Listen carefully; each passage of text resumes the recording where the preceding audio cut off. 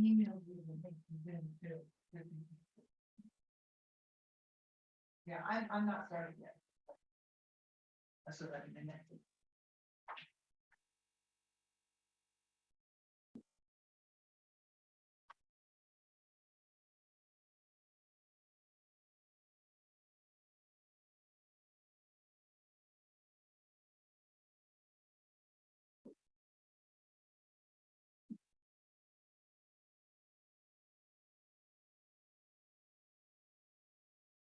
What?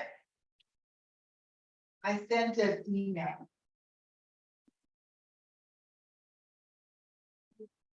Under ILAH, ILAH. Oh, did you? Wait, yeah.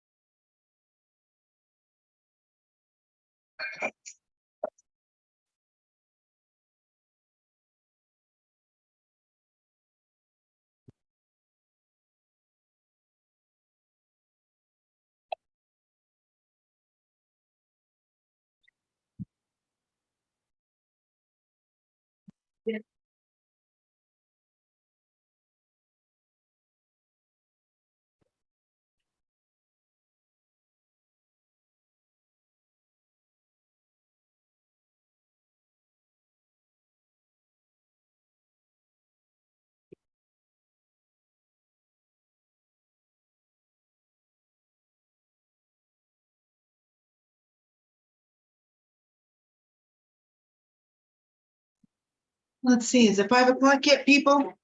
Still 2 more minutes. I'll close your door. So you don't have Close enough for government work. That's Robert.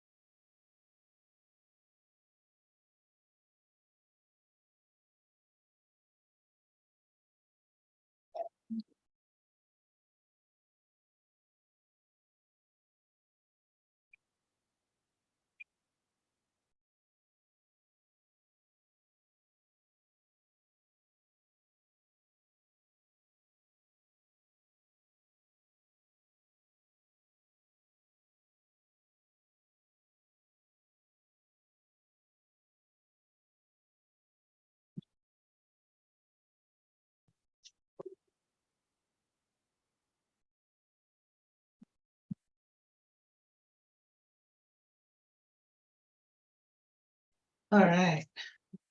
We're gonna start this show in just a second here. Oh, it's 5 o'clock. Woo-hoo. Yay. Let me take myself off. I'm here. I'm live. Whee! Hey, how's it going, everybody? My name is ILAH. This is Most Things Hypnosis. I'm live at 5. This is Thursday, August 20 something. I think the 25th. Yeah, August 25th. I had to look. I haven't written it down today. Have I written it down? No, I'm just like, I got a fan on me, so my hair's blowing. Doesn't it look good? I mean, like, those pictures you see and the wind's blowing in your hair. No, it's not working. I'm just, looking for a fact. Actually, I'm really not. You got plenty of fans out here.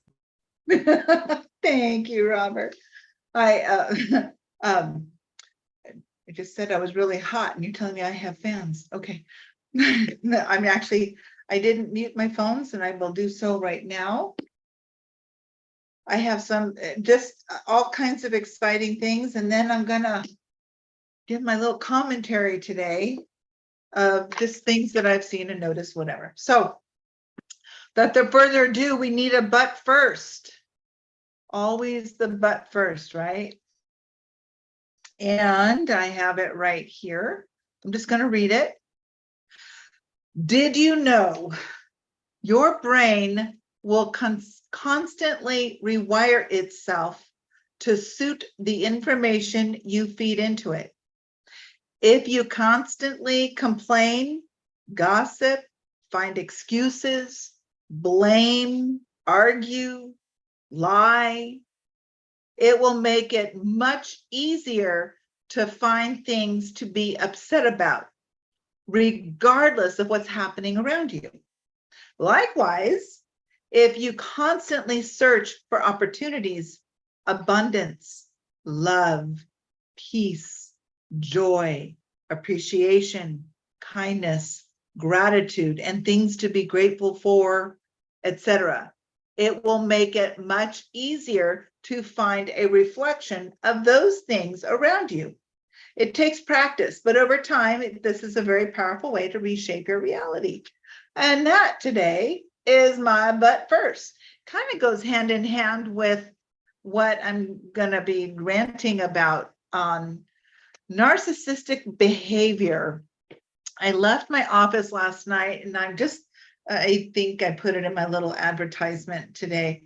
I was ranting to myself in my car. I'm like, what the hell is going on?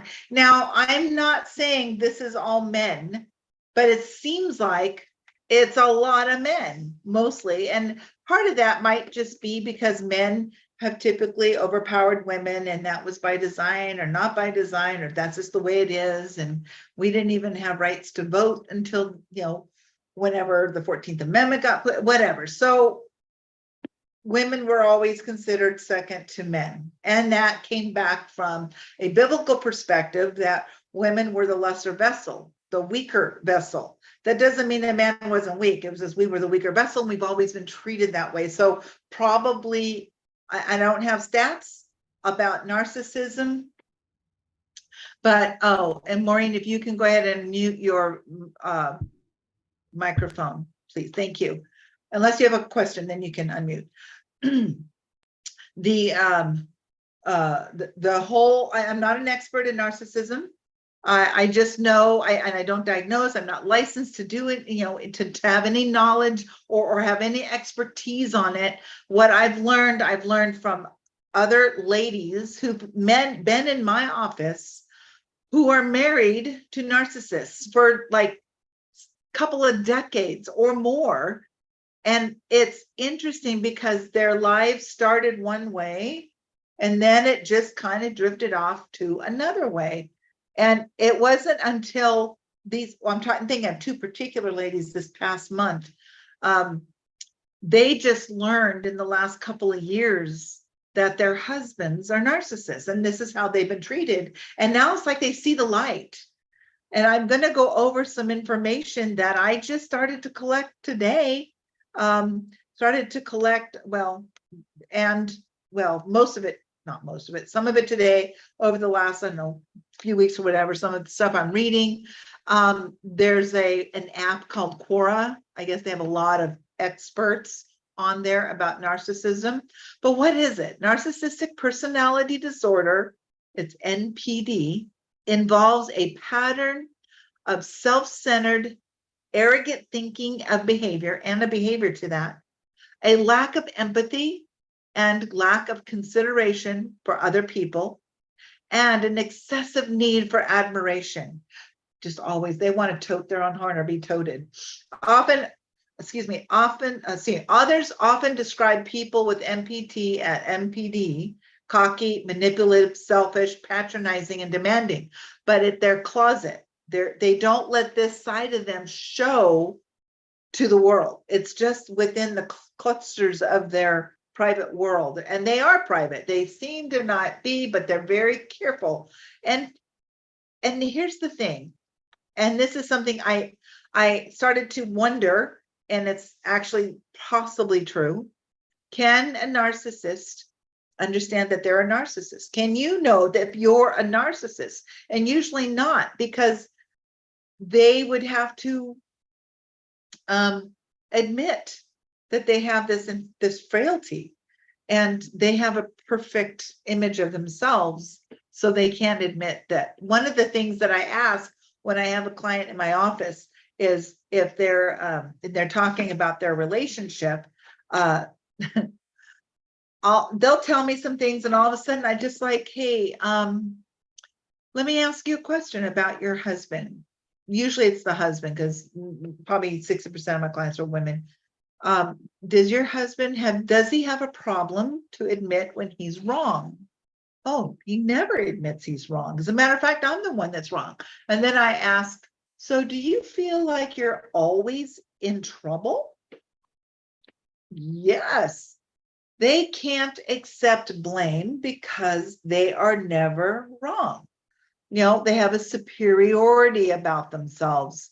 They exaggerate for attention. They have to validate themselves. They're perfectionists. They have to control everything that's going on. This is a cute little fan. Trying to make it light here. They need to control everything. They need, like I said, admiration. I'm reading a list of my notes. They lack responsibility for their own actions, but they take responsibility for their own actions, like whatever's going on, but they pretend to have responsibility. And some of them, I'm wondering, and this is kind of a thought that recently popped in my head, how much of these narcissists are on the spectrum of Asperger's or autism. And it'd be an interesting study to find out, but you got to find people who are narcissists. And I promise you, I will never have one in my office. They're just not going to be here. Knowingly that they're going to be, because once somebody comes into my office and I start asking questions, trying to find out, peel back the onion, what's going on, what is it that they want to accomplish in a hypnotherapy session, they start to realize that I'm on to them. It's not like I'm on to them. I'm just trying to find things out, but then they never call me back because they are the, if I keep seeing her, that means something's wrong with me. They have a lack of boundaries for you and for themselves. Definitely they will cross your boundaries over and over and over again. The lack of empathy, it's like almost sociopathic. They perceive others' behavior as a threat if they're not in agreement with you. And if you're in a relationship with one, you feel like you're the only one, you're, like I said, always in trouble, only one that, you're the one told you are always wrong. And you're the one told you're trying to do whatever you can, to make it right. You want to please them. You want to get, what is it I have to do? And every time they come in the room, you cringe and walk on eggshells around them. And that's just not right. And so many people are being duped and manipulated in this narcissistic environment. It's so sad, because then it goes off. If there's children, if it's a boss and you have to work for them, oh my gosh, I don't know if that's worse. It's like you can quit, but then there's that time, if you're in a financial dyers, you don't want to quit. It really bugs me that there are these people, sinful demons, and they don't even know they've got this issue. There's something mentally wrong with them. So those of us that are not narcissistic, who have empathy, we have empathy for this person because they're sick. They literally are sick in their head. How do you help yourself have a loving relationship? Well, understand, I don't even know if that's possible unless you have to go along with them in a way, or let them think that you're going along with them. Now, if a narcissist is watching this and they're just popping their head off, what does she know? Well, what do I know? I don't know very much, but I know that if you're a narcissist and you're boo-hooing me, you need to go look in the mirror. Because you got some, if there's some arrogance there. They hate to be wrong. I just find there was another gal that in a church that I had gone to years and years and years ago, and the husband and her were getting a divorce, and her husband is probably the first person I actually physically saw as a narcissist and didn't understand it then like I do now. And it's probably been 15 years into this, trying to get divorced, or maybe longer. And they're still not divorced. There was a movie called War of the Roses about the couple, I think Michael Douglas and Kathleen Turner. They're playing it's based on a true story about a couple that just can't get divorced. I kind of see it like this man is so mean to his wife. He's so mean to her. And just narcissism. I'm not leaving my church. Well, I'm not leaving my church, and playing the kids against each other. Oh gosh, don't bring the kids into it. You guys can be enemies to yourselves, but don't bring the kids into it. My brother, my own older brother, was diagnosed with narcissism to get out of the army. I can't even have a conversation with him. It lasts a few minutes. Last time I talked to him was 7 years ago. And I don't even mind saying, because he's never going to see this. And if he does, he'll last about 2 minutes and he'll turn it off. She didn't know what she's talking about. Well, that's proof. Hello. They can also be dangerous. So if you are suspect that you are in a narcissistic relationship, there are some things you can do. Educate yourself and arm yourself and learn how to outsmart them. First of all, you need to set your boundaries, and they have their own boundaries, and they're not letting their boundaries down for you. This is where it is. This is the way it is. It's got to be like this. You are allowed to have boundaries. You have a right to your opinion, and nobody has the right to tell you how you feel. Don't let people tell you how you feel. This is your feelings. They don't know what's going on in your head. I think it's taught in AA or Al-Anon that, people, you can tell other people how you're doing, but don't tell other people how you think they should be doing. That's not your right. Unless they invite you in. What should I do? You have the right to voice how you feel to the wall if you want to, or to someone who's invited you to listen. The person you are talking to also has a right not to listen to you, but you can at least say it. Narcissists have an opinion. They always have an opinion, and they have a natural way of twisting whatever you say, so it turns out to be your fault. And that's like, well, you made me this way. That's what they'll say. Well, you made me angry. You're being mean to me. Well, you made me that way. Nobody makes them that way. So hold your ground.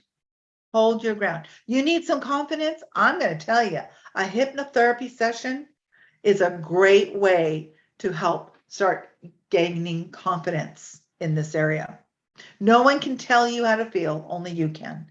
When a narcissist is talking or badgering you or bitching at you or whatever it is, just nod and smile.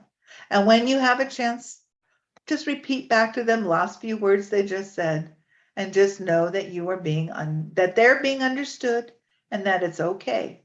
It's okay to say that you don't agree. It might start trouble, but you have the right to not agree. You have a right to agree to disagree. The hardest issue with the narcissist is their betrayal of who they are to you. And a lot of them, not saying all, a lot, they cheat on their mates. Let's see. I cannot tell you how many friends I have. 90% of them over the last 10 years, maybe longer, have partners who are narcissists, and they don't even know it. They didn't realize it. It was so bad. Some of them were manipulated out of their money.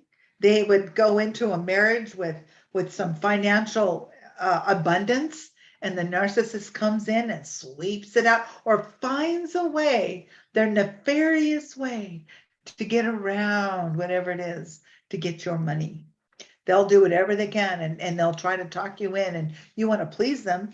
One particular friend of mine, their mate duped him out of hundreds of thousands of dollars and nothing to show for it. And it could be very subtle. It's a very subtle controlling energy that they give out.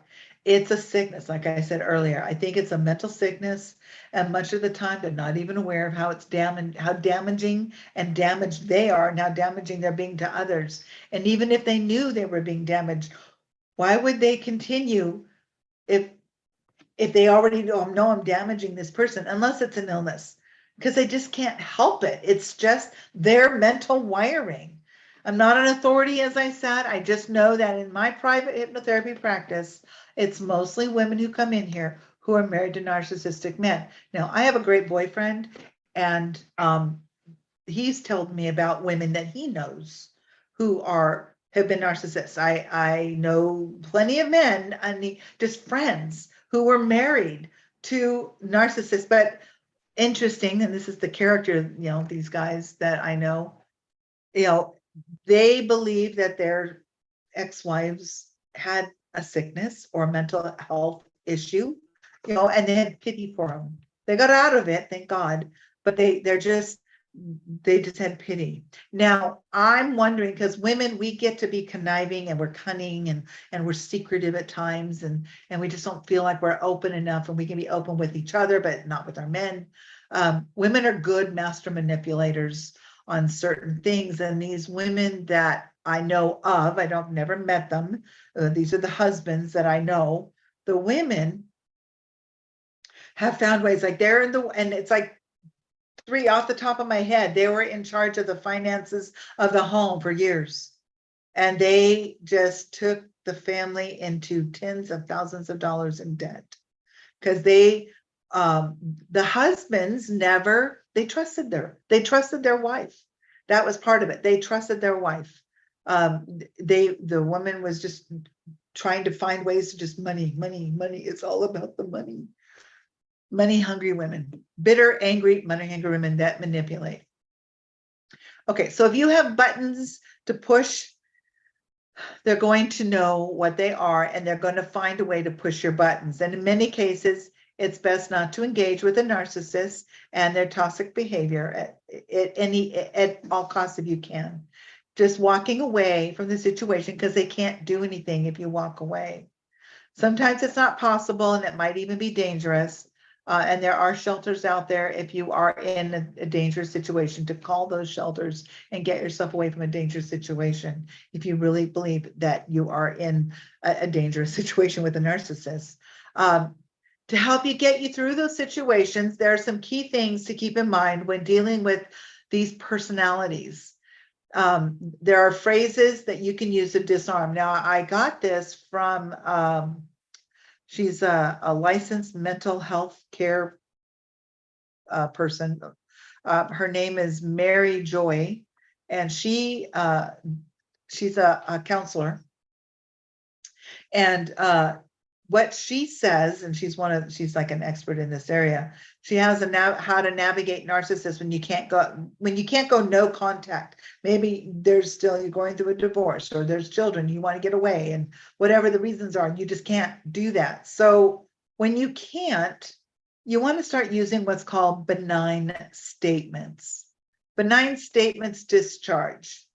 Like I said earlier, why are you so mean? Because you make me that way. It's better to just maybe say something, you're being very difficult, and I can't tolerate it.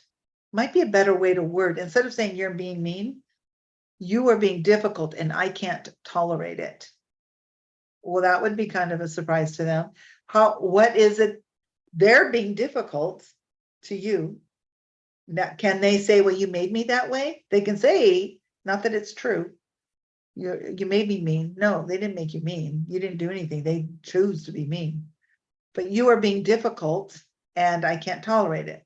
But no matter what, the narcissist will just not agree. Don't engage in them and walk away. Don't give them too much ammunition and say very, very little. They want you to react, says this Mary Joy lady. If you don't take offense, you can't give any defense. They want to put you on the defensive. And we've all been there when you've been accused. The first thing you want to do is protect yourself. Okay, protect yourself. That's acceptable. I must hasten because I have an appointment in 20 minutes. So they want you defensive. So how can you do that? So avoiding the making these benign statements, such as, I see your point. You've given me a lot to think about. I understand. Your perspective is interesting. I can see where you're coming from. You have a unique perspective. Phrases like this Joy said that would help disarm, in a lot of cases, a narcissistic button that's been pushed. They don't mean you agree with the narcissist. It's just benign. They can't argue with it easily. And if all else fails, this is so brilliant, she says, and if all else fails and they end up being really cruel to you, you can stop them in their tracks by just simply smiling and gently saying, I expected you to say that. What? When you calmly say it, they know now that a boundary has been set and you have a right to boundaries. And one of the things that a hypnotherapist can help somebody with that didn't even know about boundaries, I didn't learn about boundaries until 5 years ago. You have boundaries and you can set them and you can hold them. I have lots of boundaries. Sometimes I let them all get weakened. One of them I don't is the television. I have a boundary about the television. I will not compete with it when I'm talking to somebody. When somebody wants to talk to me, I mute it or I turn it off. It's like I will engage. TV is always going to be there. It's not like I am missing out on anything. I just turn it off or I mute it and let them talk. Or if I have something to say to somebody, I'll mute it, turn it off. Just because it's just like if I'm not going to compete with it, I don't want them to have to either. But a narcissist will try to bait you in a confrontation. They want to fight. So I don't agree with you, but you have a right to have your opinion. And I also have a right to my opinion. You are certainly entitled to your opinion. And I know you wholeheartedly believe your opinion. That's fine. You can tell them that. You can try to work things out together, which isn't always likely. You can agree to disagree. You can get their attention by just asking their advice on something. How would they handle a particular situation? Now you've got their attention. Get their advice. How would they handle it? Hearing what they're saying. I hear what you're saying. I'm sorry you feel that way. I just want you to know how I feel. I have no right to control how you see me. I see that you are happy, sad, angry, irritated. Is everything okay? Or everything is okay? This has nothing to do with the matter at hand. Whatever it is they're saying, you can change it back. If the matter is XYZ and they're bringing up elemental P, you can say this has nothing to do with that. And they might try to manipulate it and bring it around, and you can just hold your boundary. Don't weaken it. Hold your boundary. Your recollection of events differs greatly from mine. You can tell them that. That's not how it went down, and you know it's not how it went down. You just, for some reason, don't want to believe that. I'm cocky, so not narcissistically, but I'm bold and brazen, and I'll just say it like it is. Your response is noted. So if they come at you and they're trying to get you to be defensive, your response is noted.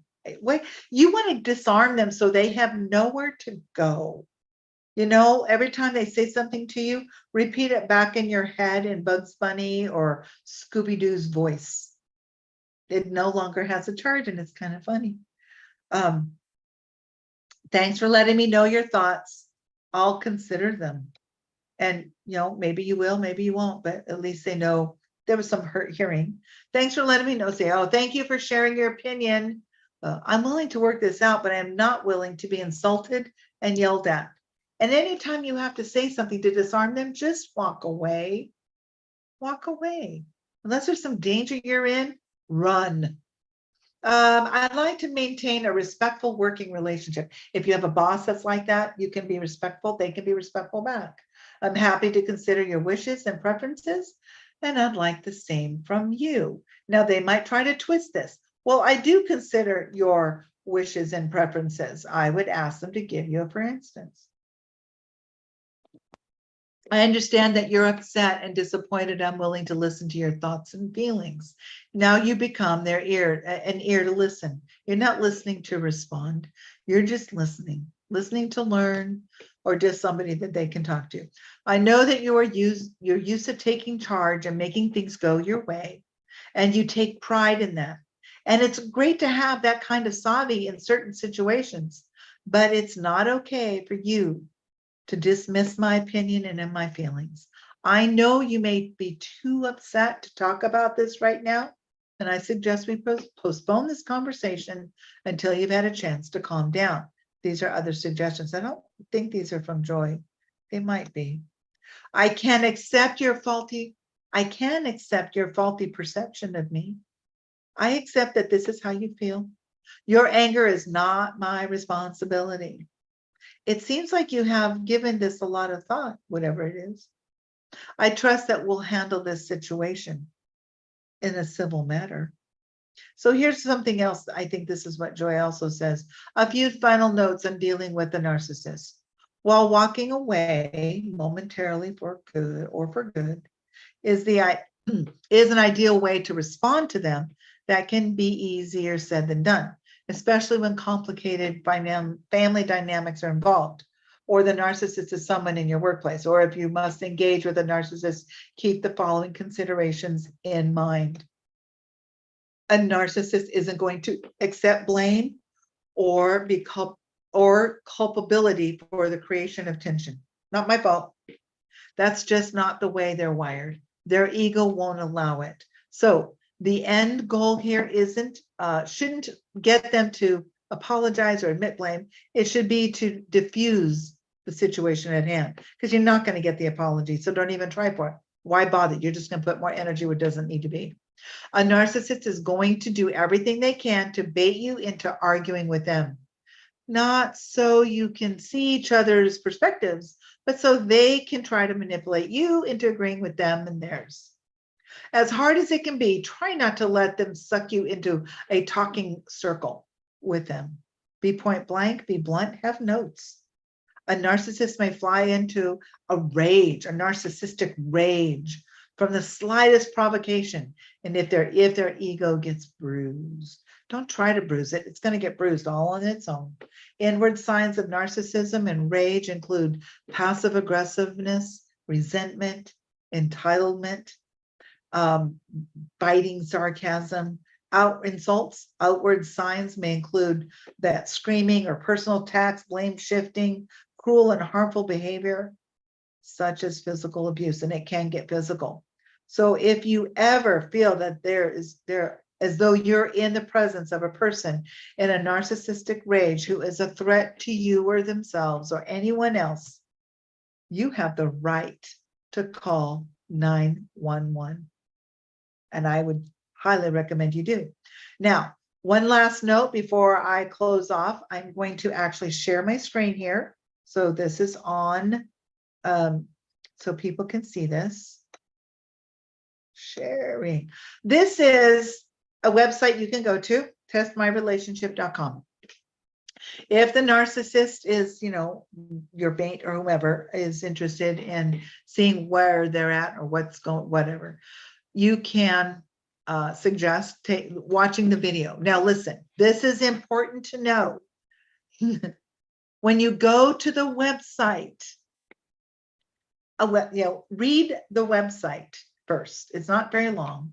There's going to be a button to push for a questionnaire. We'd love to take questionnaires, but don't take the temptation. The video, if you scroll down, you watch the video will teach you and instruct you how to take the questionnaire. So many times people have not watched the video, they just went right to the questionnaire, and it's like trying to answer the questions that they didn't understand how to answer them in the first place. Now, this is what I encourage you. My email address is on my name right here.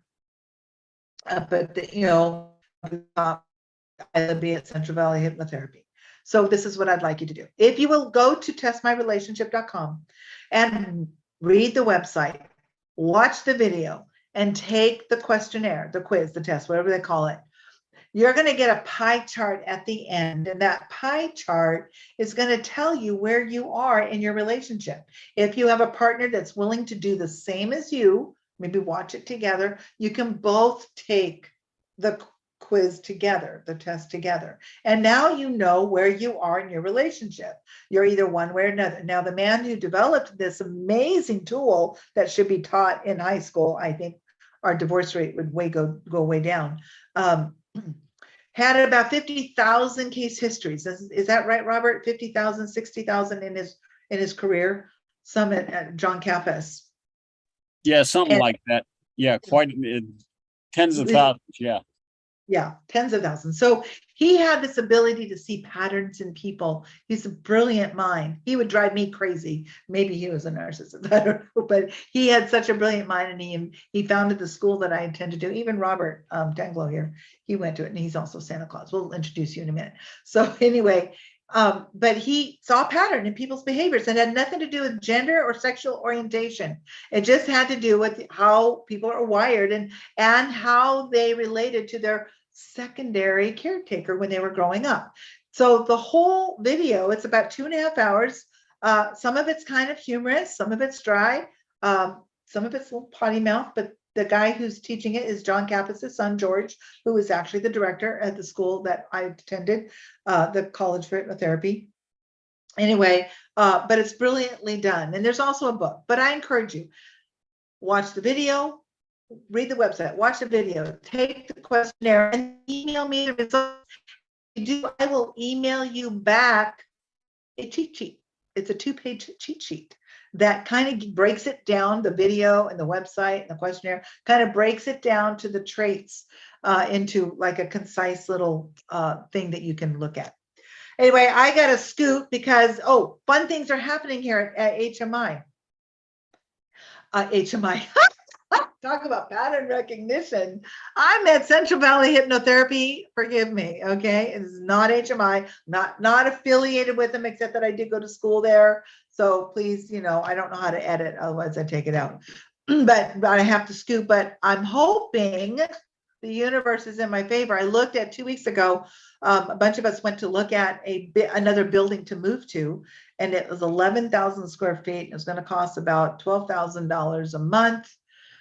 And I was going to have to bring in 10 or 12 more people to help support that in, that kind of a rent lease thing. So, so I may have found something smaller that's a little bigger than where I'm at, that might be able to handle the handicapped people who would love to come see me that can't, and they don't want me going to their homes, which is fine. And it's a little bit bigger, so I'm going to go check it out, and I'm going to report back. Meanwhile, look out for my advertisement coming up this week, very soon. It's supposed to be out last week, but I got a few glitches. The biocharger. What's a biocharger? Go to biocharger.com and you can read about it. Heck, you can even buy one if you want. And if you do, let me know, because the person that can help hook you up with that, she gets a little commission off of that too, if you're able to buy one. They're very expensive, but incredibly, so far, they're pretty effective. So what do I know? It's energy getting into you at a cellular level with different frequencies. I don't even know what all it does, but I just know that it's darn tootin' good, because it's helping people heal with energy medicine. I think that's what they call it. So take care, everybody. Be back next week with another terrific show. This is ILAH Brock from Most Things Hypnosis at Central Valley Hypnotherapy. That's the name of my business. And I hope you all have a great weekend. Do something productive now that you have